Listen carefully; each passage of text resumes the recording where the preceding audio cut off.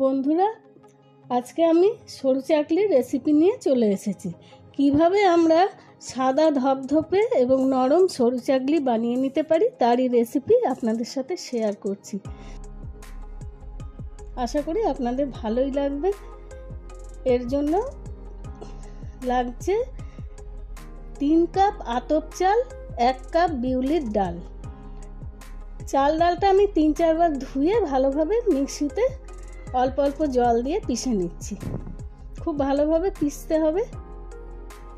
আর 5-6 ঘন্টা ভিজিয়েছিলাম। এবারে চাল ডালের পেস্ট আমি বানিয়ে নিয়েছি বন্ধুরা। দেখুন, এই রকম ঘনত্বের ব্যাটার বানাতে হবে।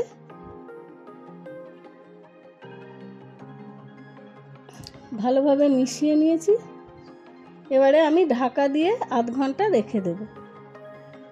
আধ ঘন্টা হয়ে গেছে, ঢাকাটা খুলে নিচ্ছি। এবারে ভালোভাবে আবার মিশিয়ে দিচ্ছি হাতা দিয়ে। এবারে তাওয়া গরম করে বেগুনের বোটা দিয়ে তেল লাগিয়ে আমি 1 হাতা ব্যাটার দিয়ে দিলাম। দিয়ে ব্যাটারটা পাতলা করে ছড়িয়ে দিতে হবে। খুব পাতলা করেই ব্যাটারটা ছড়াতে হবে, তাহলে ভালো হবে। দেখুন, চারদিক থেকে ছেড়ে দিয়েছে। কত সুন্দর সরু চাকলি হয়েছে, একদম সাদা। দেখুন, একটা সরু চাকলি হয়ে গেল আমার।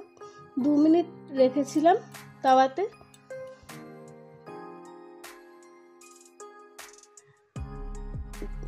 তেল দিয়ে আবারও 1 হাতা ব্যাটার এইভাবে ছড়িয়ে দিচ্ছি। পাতলা করে ছড়িয়ে দিচ্ছি। 2 মিনিট রেখেছি। দেখুন কত সুন্দর সরু চাকলি হয়ে গেল। আমার রেসিপিটা আপনাদের ভালো লাগলে চ্যানেলটাকে সাবস্ক্রাইব করবেন, লাইক করবেন। আবার দেখা হচ্ছে অন্য কোনো রেসিপি নিয়ে। ধন্যবাদ।